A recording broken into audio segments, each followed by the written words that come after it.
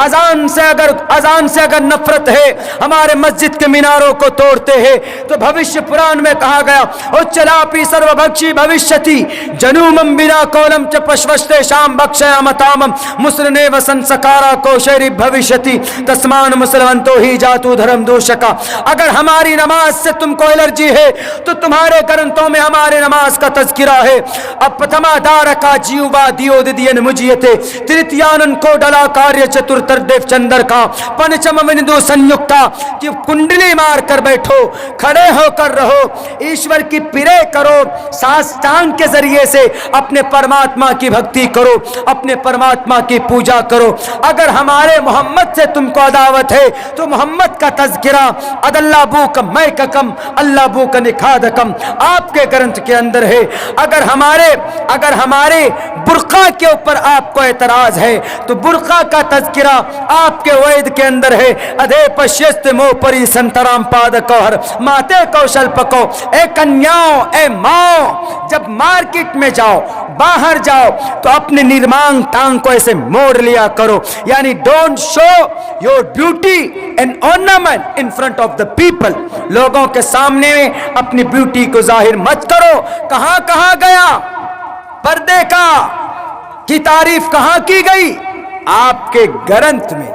इसीलिए हम कहते हैं हमारे ग्रंथ से, इस्लामिक शायर से, टोपी से, दाढ़ी से, शेरवानी से, कुर्ते से, मस्जिद से, मदरसे से, प्लीज डोंट हेट, नफरत न करो, बट लव दीज थिंग्स। इन चीजों से मोहब्बत करो, प्यार करो। हमारे ग्रंथों में ही नहीं, आपकी किताबों में भी। तो मेरे भाइयों, बात कहाँ चल रही थी? इतिहास की। भारत के अंदर 750, 750, 800 साल तक हुकूमत रही किनकी? मुस्लिम इंपेयर की। लेकिन किसी मुसलमान ने, किसी भी मुस्लिम बादशाह ने किसी हिंदू भाई के गर्दन पर तलवार रखकर कलिमा नहीं पढ़वाया। इसीलिए मैं तारीख बता रहा था ताकि ये बेजुबान लोग जो नहीं जानते इतिहास को, हिस्ट्री को, उनके सामने आप अपनी बात रख सको, उनको समझा सको। तो सबसे पहला बादशाह कौन भारत का? शहाबुद्दीन गौरी के दो गुलाम कुतुबुद्दीन ऐबक अल्तमश। 1191 ईस्वी। उसके बाद शहाबुद्दीन गौरी के बाद कौन आए? नासिरुद्दीन बलबन आए। 20 साल हुकूमत रही, किसी हिंदू को मुसलमान नहीं किया। नासिरुद्दीन बलबन के बाद जलालुद्दीन अकबर, जलालुद्दीन खिलजी आए। जलालुद्दीन खिलजी का भतीजा अलाउद्दीन खिलजी, जिस पर एतराज है, जिस पर लोगों ने एलिगेशन लगाए कि यही अलाउद्दीन खिलजी ने रानी पद्मावती से लव मैरिज किया था, शादी की थी। तब हमने जवाब दिया, हमने कहा कि बेवकूफ बन गए हो, पागल बन गए हो। अलाउद्दीन खिलजी का जमाना रानी पद्मावती का जमाने में 250 साल का फर्क है। तो तीसरे नंबर का राजा कौन? मुस्लिम जलालुद्दीन खिलजी और उनका भतीजा। जलालुद्दीन खिलजी खानदान के बाद इस देश में चौथा बादशाह मुस्लिम कौन? मोहम्मद तुगलक। मोहम्मद तुगलक के बाद पांचवा बादशाह कौन इस देश में? तैमूर लंग। कौन था तैमूर लंग? आधी दुनिया पर हुकूमत थी, आधी दुनिया पर। 1396 के अंदर तैमूर लंग आधी दुनिया का बादशाह था। और इनके साथ साथ यानी पूरब वाले दुनिया में तैमूर लंग का और पश्चिम वाले दुनिया में बायजीद खान का, दो मुस्लिम बादशाह ऐसे गुजरे हैं कि जिनकी आधी आधी दुनिया में हुकूमत थी अभी के ज़माने में, मुस्लिम एम्पायर के ज़माने। अगर ये चाहते दोनों, बायजीद खान और तैमूर लंग दोनों चाहते, तो दोनों मिलकर पूरे भारत के ऊपर इस्लाम का, अमन का, शांति का, कलीमे का प्रचार कर सकते थे। लेकिन ये दोनों ही लड़ बैठे, बायजीद भी तैमूर लंग भी। दोनों लड़कर ٹوٹ پھوٹ کر مر مٹ کر خود ہی تباہ ہو گئے. جاؤ. مسلمان ہمیشہ اپنوں سے ہی نقصان کھایا، نقصان پہنچا ہے اس دھرم کو ہمیشہ سے. اسلام کو ہمیشہ سے اپنوں سے ہی نقصان ہو، ہمیشہ سے. تاریخ اٹھا لیجیے. بھارت کے مسلمانوں کی سب سے بڑی بدنصیبی کیا ہے؟ جس دن پڑوس کا ملک بنا، جس دن ہمارے دیش کو کاٹ کر ایک بڑے لائر نے، ایک بڑے عقل مند نے کہا کیا جن علاقوں میں مسلمان زیادہ رہتے ہیں وہ علاقہ ہمیں دے دو. کیوں جی؟ ہم ان کے پی ایم بنیں گے. جھگڑا ہو گیا نہرو جی میں، محمد علی جناح میں. محمد علی جناح کہتے تھے ہم پی ایم بنیں گے اور نہرو جی کہتے تھے کہ ہم پی ایم بنیں گے. اب کس کو کرسی ملے؟ اس دیش کے مسلمانوں کی بدنصیبی اسی دن لکھ دی گئی تھی جس دن اس دیش کے مسلمانوں کو دھرم کے نام پر بانٹ دیا تھا. یہ پاکستان بنگلہ دیش جس دن بنا اسی دن بھارت کے، ہندوستان کے مسلمانوں کی بدنصیبی شروع ہو گئی تھی. انہوں نے اپنی کرسی بنانے کے لیے اپنا الگ ملک بنایا، لیکن کبھی نہیں سوچا کہ ہم بنا تو رہے ہیں ایک ملک، مسلمان سارے یہاں پر رہیں گے، لیکن جو مسلمان بھارت میں رہیں گے، جو مسلمان کمزور ہے اقلیت میں رہیں گے، ان مسلمانوں کو تو گاجر مولی کے طرح کاٹا جائے گا. ان کا کون محافظ ہوگا؟ دھرم کے نام پر مارا جائے گا، ٹوپی داڑھی کے نام پر مارا جائے گا، زد و کوب کیا جائے گا، ان کی شریعت پر پابندی لگائی جائے گی، ان کے قرآن کے 26 آیتوں کو نکالنے کی بات کریں گے. ابھی وہ وسیم رضوی، وہ گونگا، وہ بہرا، وہ ایمان فروش، وہ بے ضمیر انسان ہمارے قرآن پر اعتراض کرتا ہے. وسیم رضوی عبداللہ سالم کا تمہیں چیلنج ہے، قیامت تو آسانی سے آ سکتی ہے لیکن تم ہمارے قرآن سے 19 آیت تو دور کی بات، تم قرآن سے 19 نقطے بھی ہٹا نہیں سکتے. کیوں؟ یاد کرو، بتاؤ اپنے گروؤں کو، بتاؤ اپنے نیتاؤں کو، نکیرس پربننتی ورتانی ولن تجد لسنت اللہ تبدیلا. اللہ کے فیصلے میں، اللہ کے قانون میں تم کوئی تبدیلی نہیں دیکھو گے. اور اسٹرانگ طور پر کہا ولن تجد لسنت اللہ تبدیلا، اللہ کے قرآن میں کبھی تبدیلی نہیں ہو سکتی. تم جن ہاتھوں سے تم 26 آیتوں کو نکالنے کی بات کرتے ہو، پتا ہے یہ قرآن کون ہے؟ اس کو مٹانے انگریز آئے تھے، انگریز خود مٹ گئے. اسی قرآن کا چیلنج کیا تھا بڑے بڑے سورماؤں نے، اسی قرآن کے فیصلے کا، منشے کا چیلنج کیا تھا. کون؟ نمرود نے، زمین میں دھسا دیا گیا. فرعون نے رب کی وحدانیت کے سامنے کھڑا ہوا، زمین آسمان کے بیچ لٹکا دیا گیا. کن کو؟ فرعون کو، دنیا کے اندر رب کا دعویٰ کرنے والا. اسی لیے وسیم رضوی، منسٹری کی کرسی اگر تمہیں ملی ہوئی ہے تو یہ کرسی تمہارے لیے تمہاری قبر بن جائے گی.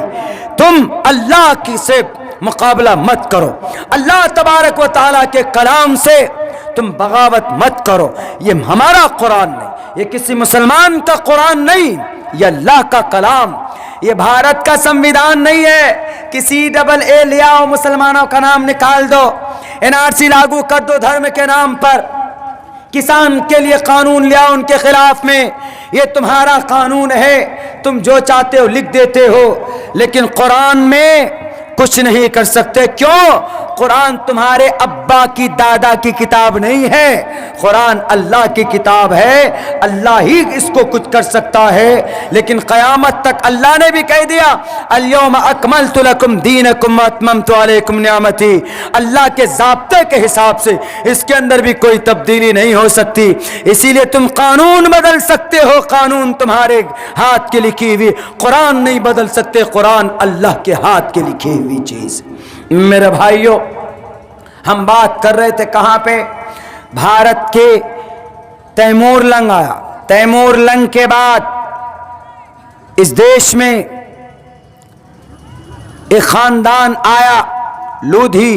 لودھی کے بعد آئے کون؟ بابر. 1526 میں بابر آیا اور 1526 سے لے کر 1857 تک بابر کی خاندان کی حکومت چلی. یہ جتنے بھی جہانگیر اور جلال الدین اکبر، سلیم، جن کا نام کے اوپر ایک پکچر فلم بھی بنی ہوئی، مغل اعظم، مغل، وہی بابر کے خاندان کو مغل بولتے ہیں. اور بھارت کے ان راجنیتاؤں کو سب سے زیادہ دشمنی، الرجی انہی مغل خاندان سے ہے. تو یہ 300 سال مغل خاندان کی حکومت. لیکن پورا ملائیں کب سے؟ 1191 سے لے کر 1857 تک مسلم امپیرر جتنے بھی تھے، کسی بھی مسلمان بادشاہ نے بھارت کی دھرتی پر کسی بھی گاؤں میں کہیں پر بھی کسی کو یہ نہیں کہا کہ تم کلمہ پڑھو.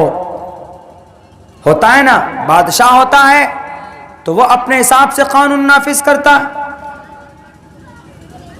بابر کہہ سکتا تھا، تیمور کہہ سکتا تھا کہ کلمہ پڑھو نہیں تو تمہاری گردن اڑا دوں گا، لیکن نہیں کہا. جلال الدین نے بھی نہیں کہا، بلبن نے بھی نہیں کہا، لودھی نے بھی نہیں کہا، قطب الدین ایبک نے بھی نہیں کہا، کسی نے نہیں کہا، بلکہ سب کو اپنی اپنی کرسی کو آگے بڑھانا تھا، کرسی کو مضبوط کرنا تھا. ایک بادشاہ، ان 700 سال میں صرف ایک بادشاہ ایسا گزرا کہ جس نے تبلیغ کی. تبلیغ مطلب to convey the message of Islam, convey the message of Islam to the non Muslim people. جو لا الہ الا اللہ کو نہیں جانتے، اس کی حقیقت کو نہیں جانتے، اللہ کی وحدانیت کے اندر وہ گڑبڑی کرتے ہیں. تو یہ ایک بادشاہ گزرا جس نے علماء کے ذریعے یہ کہا کہ ندوی صاحب مدرسے میں نہ بیٹھیں، مدرسے میں بچوں کا سبق سن لیا جی تو اب اٹھائیے اپنا بوریا بستر، اب اٹھاؤ اپنا چھاتا، اٹھائیے بائک میں بیٹھیے، جائیے قریب کے گاؤں میں، وہاں پر نان مسلم ہیں، ان کو جا کر سمجھائیے کہ اللہ ایک ہے، مرنے کے بعد تمہیں جنت اور جہنم کا سامنا کرنا پڑے گا، اللہ کے سامنے کھڑا ہونا ہوگا، محمد تمہارے آخری نبی ہیں، اسلام دنیا کا سب سے بہترین مذہب ہے، کلمہ پڑھ لو کامیاب ہو جاؤ گے. یہ پیغام لوگوں کو پہنچاؤ. صرف ایک بادشاہ جس کا نام محمد تغلق تھا. محمد تغلق نے بھی کسی کے اوپر ظلم و زیادتی نہیں کی. یہ جتنے بھی تھے مسلمان امپیرر، ہم تاریخ کو بہت غور سے پڑھ کر آپ کے سامنے پیش کر رہے ہیں. اسی لیے میں کہتا ہوں پورے جوش اور پورے طاقت کے ساتھ کہ بھارت کے نوجوانوں، آپ کو کھڑا ہونا ہوگا. صرف موبائل میں فیس بک چلانے سے یا موبائل میں واٹس ایپ گروپ بنانے سے ہم باطل کا مقابلہ نہیں کر سکتے. بنگال کے اندر الیکشن چل رہا ہے، پتہ ہے اس الیکشن میں واٹس ایپ گروپ استعمال ہو رہا ہے. ایک نیتا نے کہا کہ ہمارا ایک گروپ میں 18 لاکھ آدمی، ہم کوئی بھی میسج ڈالتے ہیں تو 18 لاکھ آدمی تک پہنچتا. ان کا ایک مقصد ہے میرے نوجوانوں. کیا مقصد ہے؟ کہ ان کو بنگال میں حکومت قائم کرنی، اسی لیے وہ محنت کر رہے. آپ کیا کرنے کے لیے گروپ بناتے ہیں؟ کوئی مقصد ہے؟ کوئی ٹارگیٹ ہے آپ کے سامنے؟ کوئی ٹارگیٹ نہیں، کوئی مقصد نہیں. ایک مقصد بناؤ اپنی زندگی کا، ایک ٹارگیٹ فکس کرو اپنی زندگی کا. رات ہم پروگرام میں بوریو صاحب گنج میں تھے. یہاں سے تو بظاہر بہت قریب ہے، لیکن جب آپ گھوم کر کے جاتے ہیں بھاگلپور ہو کر کے تو بڑا لمبا پڑتا. یہ تو حضرت مولانا ندوی صاحب کی اصرار اور ضد کہ کہاں تک پہنچے شیخ، کہاں تک پہنچے شیخ. میں خود سے دوڑا آپ کے یہاں پہنچا ہوں کیونکہ ان سے ہم نے وعدہ کیا. وہاں کے نوجوانوں کو ہم نے ایک پیغام، ایک بات یہ کہی، ہم نے کہا کہ نوجوانوں آپ اپنا ٹارگیٹ فکس کرو. ٹارگیٹ کہ ہمارا یہ ٹارگیٹ. دیکھتے ہیں جب فٹ بال کھیلتے تو دونوں طرف گولی ہوتی، گولی کا وہ گول